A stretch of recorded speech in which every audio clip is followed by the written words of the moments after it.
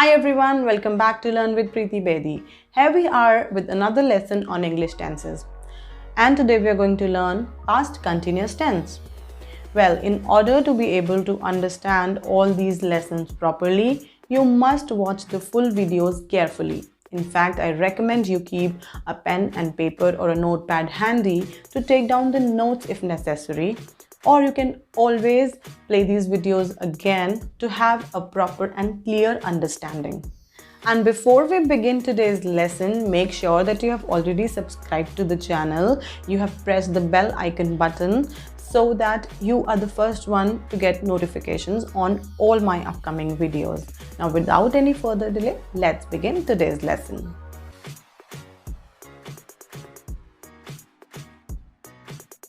Past continuous tense is also known as past progressive tense. Now first we will look at where all we can use this tense. So the first usage of this tense is to talk about an action that was ongoing in the past, something that continued during a period of time. For example, she was walking in the park in the morning. I was working at 10 a.m. in the morning. They were living here last year. So in all these examples, an action was happening in the past and it was an ongoing action. The sentence structure to form this tense will be subject plus the helping verb, which is was or were, plus the verb in the ing form plus the object. If the subject is I, he, she, it, we use was, and if the subject is we, you, they, we use were. Moving on to the second usage of this tense. We use this tense to talk about an ongoing action in the past with interruption. Now, when we talk about an interrupted action, we use the simple past tense. Also, we use the word when. So let's have a look at few examples. The first example is I was sleeping when you called. So I was sleeping is in the past continuous tense. We use the word when, and you called is in the simple past tense. Second example is they were playing when you arrived. And the next example is Lisa and I were shopping when we saw Mark. So here there was an action that was ongoing, but an interruption happened. Here, we can also switch the order of the actions and our sentence would still be correct. Let's understand this by looking at our first example. Our first example was, I was sleeping when you called. Now, if we switch the order, it becomes, when you called, I was sleeping. So even when we have switched the order of the actions, the sentence is still correct. We also use this tense to talk about two actions happening at the same time in the past. Let's have a look at a few examples. While we were watching a movie, a baby was crying. While I was driving, my friend was talking over the phone.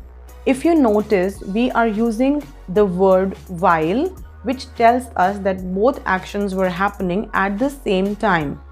Here also, we can move the word while in the middle of the sentence and our sentence will still be correct.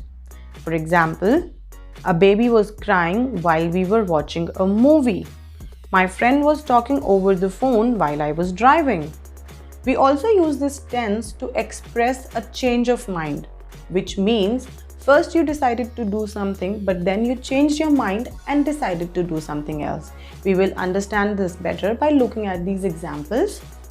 I was going to visit my grandparents, but I decided to finish my project instead. I was going to attend a party last night, but I stayed home instead.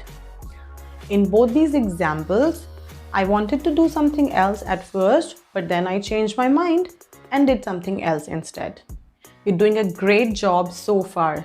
Stay with me a little longer and we will learn to form the negative and interrogative sentences for this tense.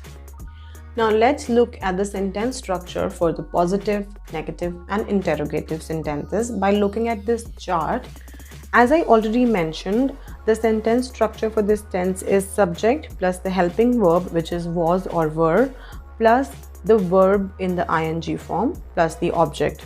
So when we talk about the positive sentences, we would say I was talking, he was talking, she was talking, it was talking, you were talking, we were talking, they were talking. I have mentioned this earlier as well, that with the subject I, he, she, it, we use was, and with the subject you, we, they, we use were. Moving on to the negative sentences, we will add the word not after was. So our sentence becomes I was not talking, he was not talking, you were not talking, they were not talking. Here we can also use the contraction of was not and were not, which is I wasn't talking, you weren't talking. Moving on to the interrogative, we just change the order and our sentence converts into the question. Was I talking? Was he talking? Was she talking? Were you talking? Were we talking? Were they talking? And if you need to add a question word, you can simply add it at the beginning and the question becomes, why were they talking? How long were they talking? Why was he talking? So you've done a great job by learning this lesson. Hit the like button if you find this lesson useful. Do share it with your friends. I will see you in my next video. Till then, keep learning, stay safe.